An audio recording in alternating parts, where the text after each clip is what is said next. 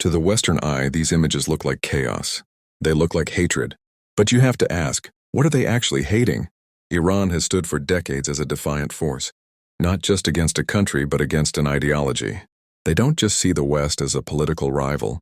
They see it as the headquarters of a satanic mindset, Shaitani Soch. Look at what they are burning. They are burning the effigies of Baal, the ancient idol of greed, lust, and child sacrifice. To the people of Iran, the modern global elite are not civilized. They view the West's obsession with sexualizing minors, their godless materialism, and their hidden trafficking rings as pure, unfiltered evil.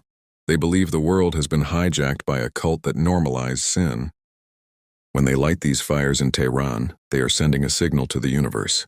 They are declaring that they refuse to bow to this Shaitani system. They are burning the symbols of the elite, because they believe the elite have sold their souls to the devil. To understand why they call it satanic, you have to go back to the beginning. Who was Baal? In the ancient world, in Carthage and Canaan, Baal, and his counterpart Moloch, was the god of the elite. He was the god of power, but power had a price. History tells us that the rich and powerful would gather at the tuppet.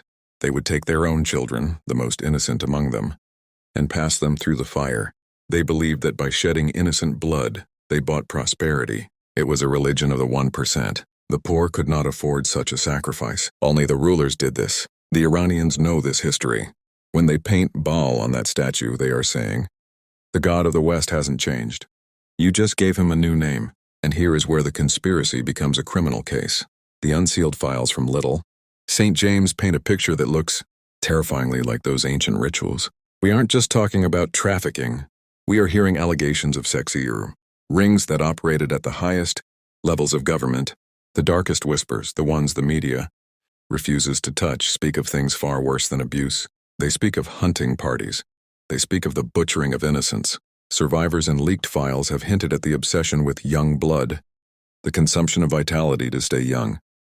Whether you call it adrenochrome or just pure evil, the pattern is the same. The elite feed on the innocent. Epstein built a temple on his island. He painted it in blue and white stripes. He put a golden dome on top. Was it just a gym, or was it a modern-day Tophet? The East looks at this island and they don't see a crime scene. They see a place of worship for Baal. This brings us to the ultimate lie. For 50 years, Western media has programmed us. They show us the wars in the Middle East. They show us strict laws in Kabul or Tehran. They point the camera and say, look how brutal they are. Look how backward the third world is. But facts are negating it.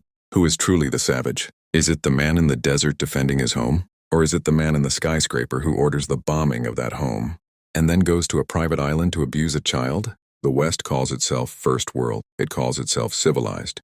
But the files prove that beneath the expensive suits and the gala dinners, there is a level of cruelty, a thirst for blood, and pain that makes the so-called third world look moral by comparison. When Iran burns Baal, they are holding up a mirror. They are showing us our own reflection. And the reflection is a monster.